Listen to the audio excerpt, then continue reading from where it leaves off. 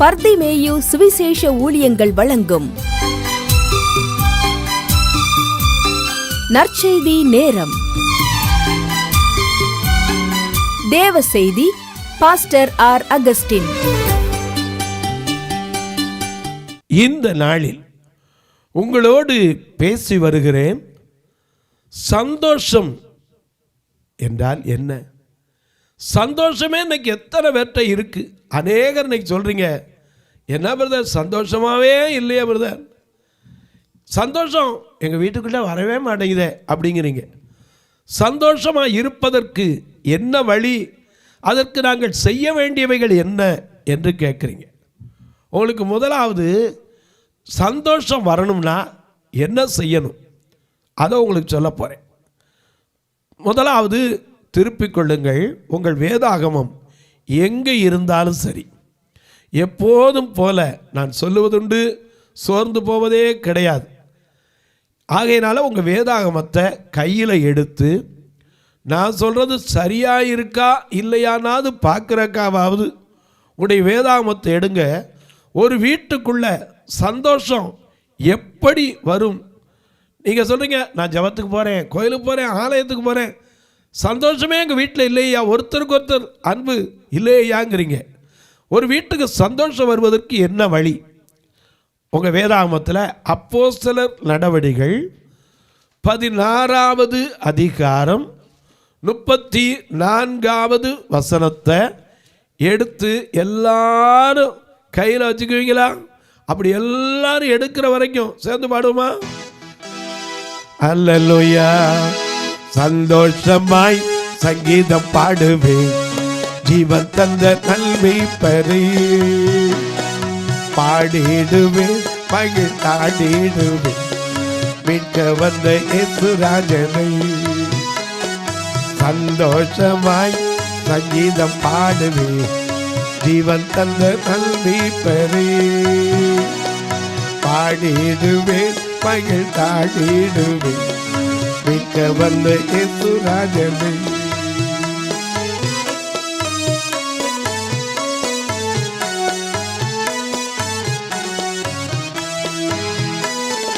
எக்காலத்தோடு கைத்தாளத்தோடு, எக்காலத்தோடு கைத்தாளத்தோடு ஏகமாய் துதியுங்கள். எக்காலத்தோடு கைத்தாளத்தோடு ஏகமாய் துதியுங்கள். மாட்சிமை பொருள் மகத்துவத்துக்கா வல்லவரை துதியுங்கள். மாட்சிமை பொருள் மகத்துவத்துக்கா வல்லவரை துதியுங்கள். சந்தோஷமாய் சங்கீதம் பாடுவே, ஜீவன் தந்த நல்மீட்பரே. பாடிடுவேன், மகிழ்ந்தாடிடுவேன், மீட்க வந்த இயேசுராஜனை.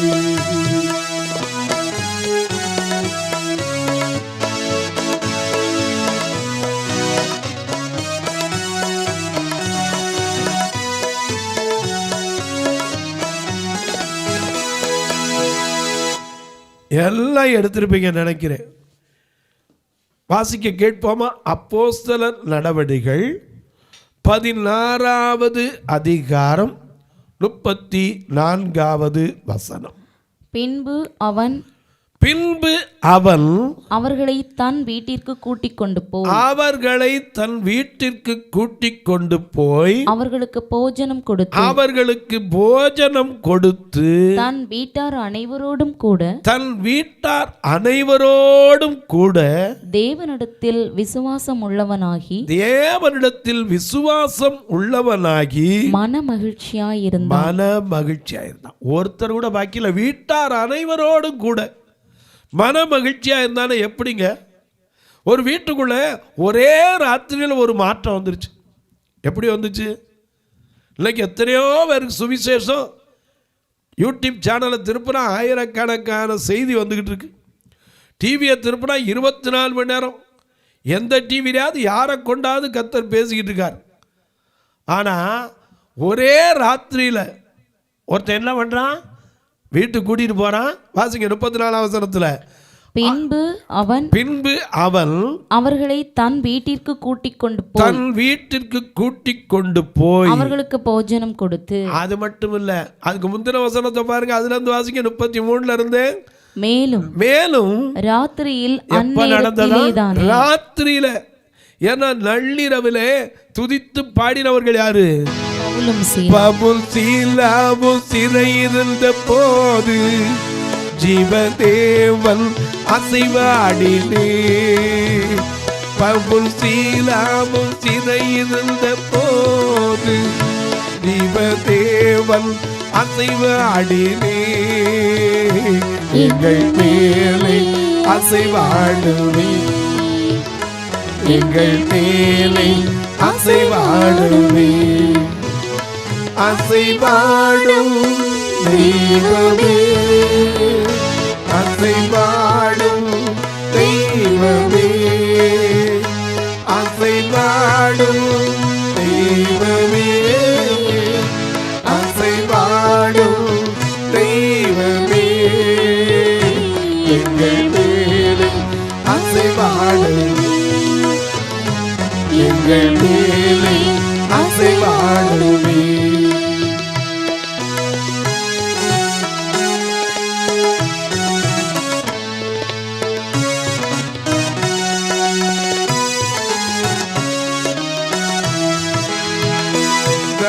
சிங்கத்தில் கெவியிருந்த போது ஜீவதேவன் அசைவாடினே. சிங்கத்தில் கெவியிருந்த போது ஜீவதேவன் அசைவாடினே.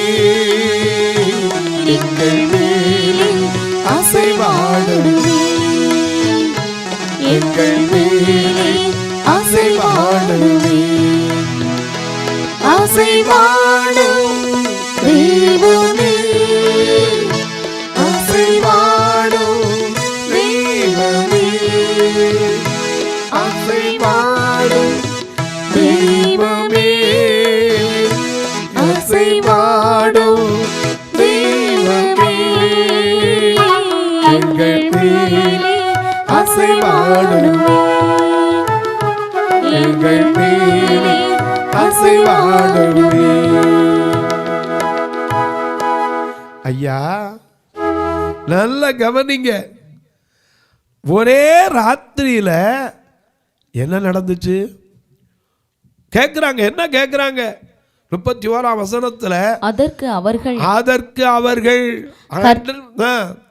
கர்த்தராகிய இயேசு கிறிஸ்துவை விசுவாசி. அதுக்கு முன்னாடி கேக்குறாங்க, நாங்கள் எல்லாம் செய்ய வேண்டும் ரட்சிக்கப்படுவதற்கு. ஏன்னா அவனுக்கு அது வரைக்கும் யாருமே என்ன செய்யல, ரட்சிப்பை குறித்து சொல்லவே இல்லை. இன்னைக்கு எத்தனை பேர் நமக்கு சொல்லியிருக்காங்க? எத்தனை பேர் சொல்லியிருக்காங்க?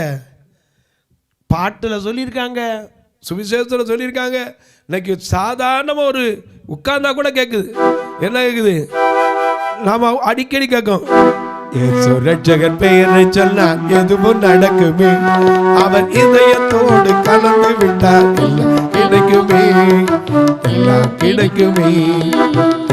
ரட்சகன் பெயரை சொன்னால் எதுவும் நடக்குமே, அவன் இதயத்தோடு கலந்து விட்டார் எல்லாம் கிடைக்குமே, எல்லாம் கிடைக்குமே.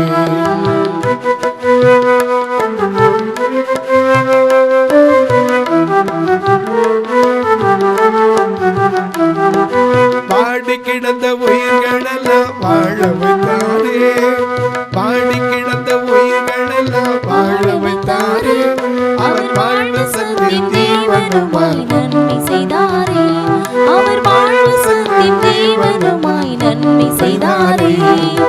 இயேசு ரட்சகர் பெயரை சொன்னால் எதுவும் கிடைக்குமே, அவர் இதயத்தோடு கலந்து விட்டால் எல்லாம் கிடைக்குமே, எல்லாம் கிடைக்குமே. ஐயா அவர் பேரை சொன்னாலே எதுவும் கிடைக்குங்கிறான். ஆனால் ரட்சிப்பை குறித்து அவனுக்கு எப்போவாவது சொன்னதாக வேதத்தில் இருக்கா? ஏன்னா அவர் யாரு? ரோம அரசாங்கத்தை சேர்ந்தவர். இவங்க 2 பேரையும் கொண்டு எங்கே மாட்டியாச்சு? தொழு மரத்தில் மாட்டியாச்சு. நள்ளிரவிலே 23ஆம் வசனத்தில் பார்க்கிறோம். 16:23 அவர்களை அநேக அடி அடித்த பின்பு. நம்மளை ஒரு அடி அடிச்சா நிப்போமா? ஆண்டவருக்காக ஒரு அடி அடிக்கட்டும். அப்பா இது வேண்டாம்ப்பா. நம்ம ஆண்டவருக்காக என்ன தற்படிச்சிருக்கோம்? இது வரைக்கும் நம்ம என்ன செஞ்சிருக்கோம்? ஆனா நமக்கு அவர் என்ன செஞ்சிருக்காரு? நீர் என்னை தேடி வராதிருந்தா நான் என்றோ அழிஞ்சிருப்பேன். உம் கிருபை என்னில் தராதிருந்தால் நான் என்றோ அழிஞ்சிருப்பேன். நீர் என்னை தேடி வராதிருந்தால் நான் என்றோ மரிச்சிருப்பேன். உம் கிருபை என்னில் தராதிருந்தால் நான் என்றோ அழிஞ்சிருப்பேன். என் தேவா, என் ராஜா, உம் கிருபை போதுமே. என் தேவா, என் ராஜா, உம் கிருபை போதுமே. நீர் என்னை தேடி வராதிருந்தால் நான் என்றோ மரிச்சிருப்பேன்.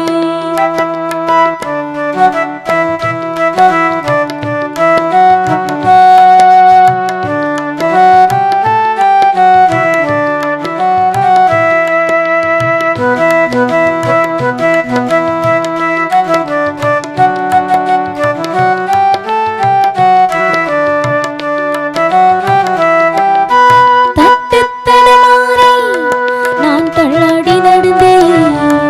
என்னை தொட்டு தூக்கிவிட நீர் ஓடோடி வந்தீர். தட்டுத் தடுமாறி நான் தள்ளாடி நடந்தேன். என்னை தொட்டு தூக்கிவிட நீர் ஓடோடி வந்தீர். சொத்தோ சுகமோ தேவையில்ல, சொந்தம் பந்தம் நாடவில்ல. சொத்தோ சுகமோ தேவையில்ல, சொந்தம் பந்தம் நாடவில். என் தேவா, என் ராஜா, உம் கிருபை போதுமே. என் தேவா, என் ராஜா, உம் கிருபை போதுமே. நீர் என்னை தேடி வராதிருந்தால் நான் என்றோ மரிச்சிருப்பேன்.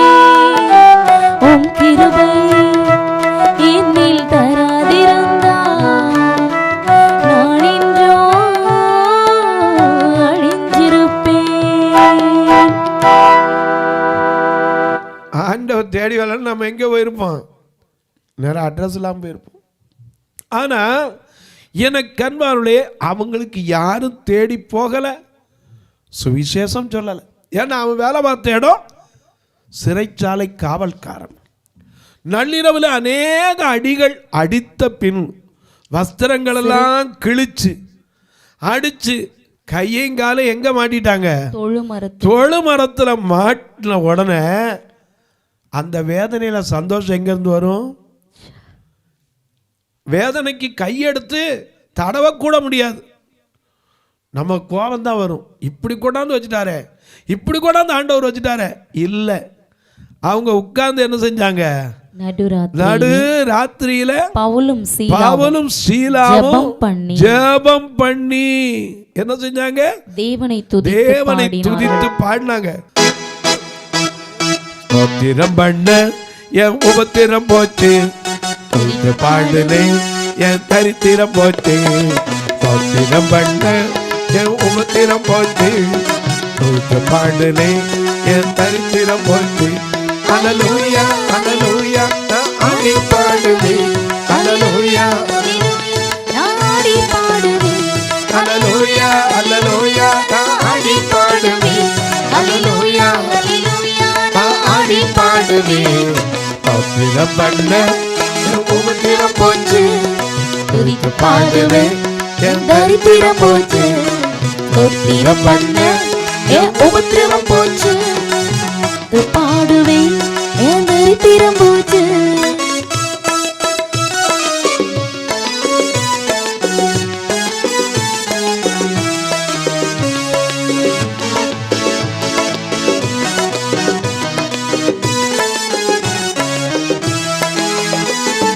அல்லேலூயா அல்லேலூயா அல்லேலூயா எல்லதால அல்ல நீங்கி போச்சு, ஆண்டவரே எல்லதால அற்புதம் பெரியலாச்சு.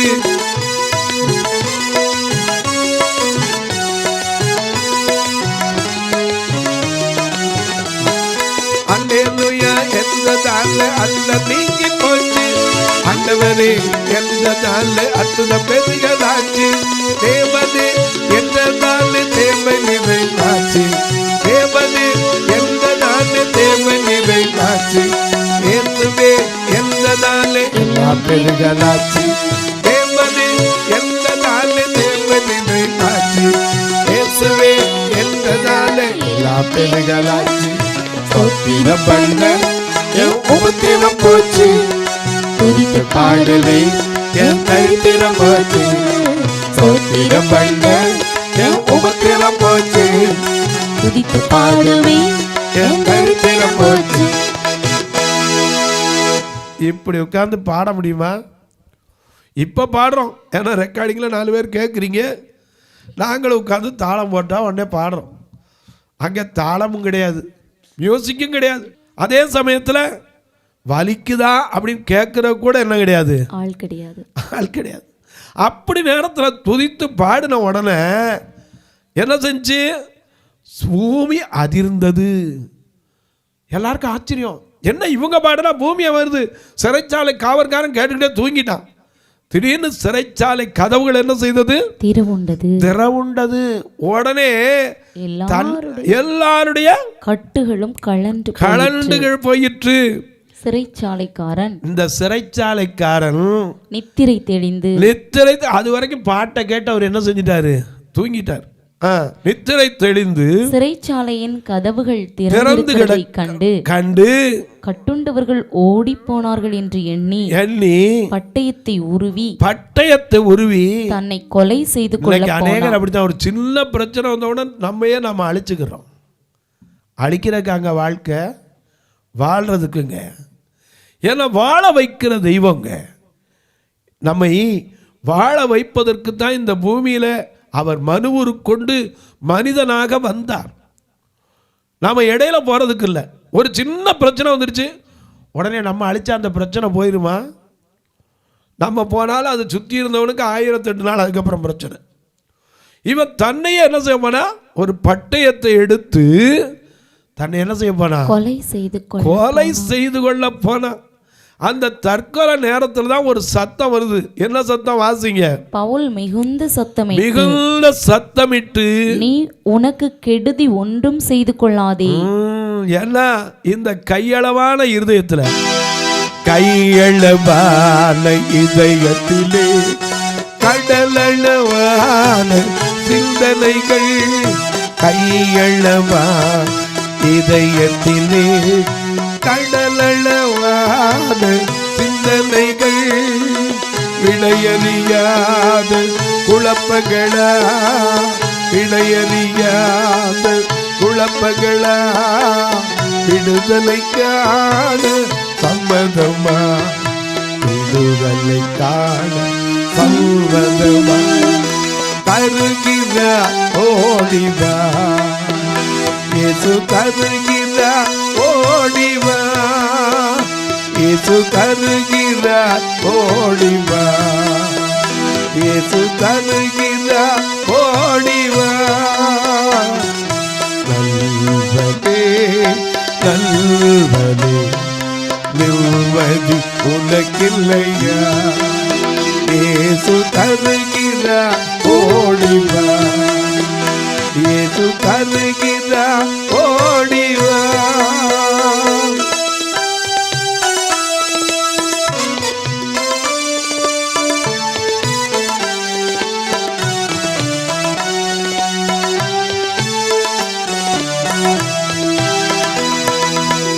உனக்காய் பூமிக்கு வந்தவரா, உனக்காய் ஜீவன் தந்தவரா.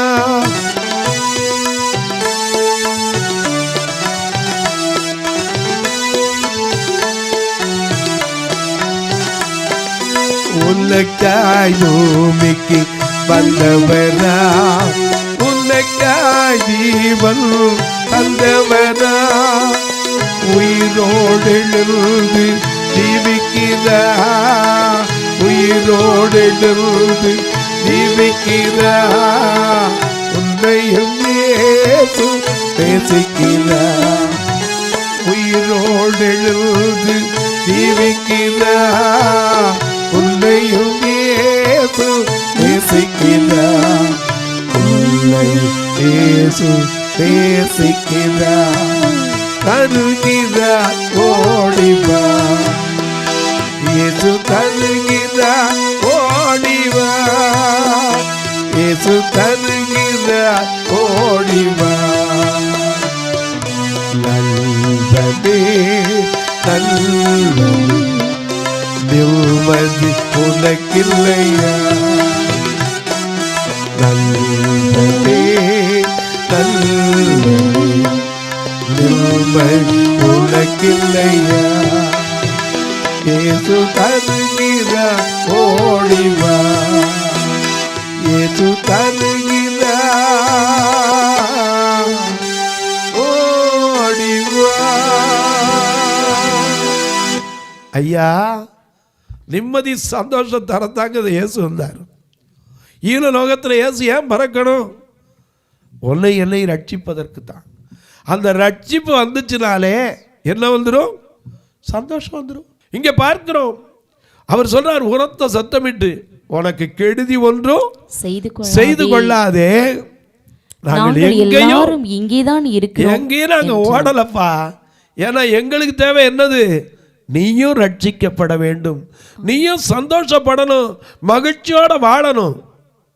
உடனே பாருங்க, எங்கேயும் ஓடவில்லைன்னா வாசிங்க.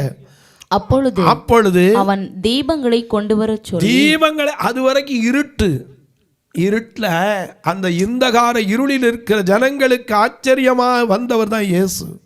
அந்த இருளில் இருக்கிற உன்னை என்னையும் விடுவிக்க வந்தார். ஏன்னா நாம பாடுறோம்ல, இந்த லோகத்தில் இயேசு ஏன் பிறந்தார், இந்த பாவிகளை மீட்கத்தான் பிறந்தார். இந்த லோகத்தில் இயேசு ஏன் பிறந்தார், இந்த பாவிகளை மீட்கத்தான் பிறந்தார். ஆதிபெயர் ஆதிபெயர் ஆதிபெயர் ஆதிபெயர் அந்தாத இயேசு அதிசயம், அந்தாத இயேசு அதிசயம்.